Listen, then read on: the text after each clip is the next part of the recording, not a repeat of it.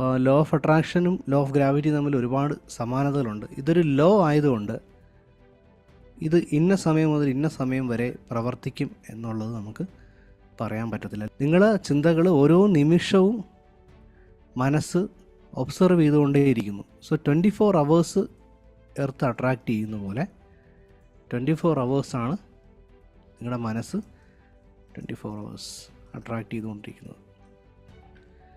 ഇതിൻ്റെ ഏറ്റവും നല്ല തെളിവാണ് നിങ്ങൾ എന്തെങ്കിലും കാര്യം സംഭവിക്കുമോ എന്ന് പേടിച്ചുകൊണ്ട് അതിനെക്കുറിച്ച് ചിന്തിച്ചുകൊണ്ടിരുന്നു കഴിഞ്ഞാൽ ആ കാര്യം സംഭവിച്ചതായിട്ട് ഉള്ള അനുഭവങ്ങൾ നമ്മുടെ ജീവിതത്തിൽ ഉണ്ടാവാറുണ്ട്. നിങ്ങളുടെ ചിന്തകൾ മെറ്റീരിയലായിട്ട് കൺവേർട്ട് ചെയ്യും, അല്ലെങ്കിൽ നിങ്ങളുടെ ചിന്തകൾ അങ്ങനെയുള്ള വ്യക്തികളെയും സംഭവങ്ങളെ ആകർഷിക്കും എന്നുള്ളതിൻ്റെ ഏറ്റവും നല്ല ഉദാഹരണമാണ് നിങ്ങളെ കണ്ടത്.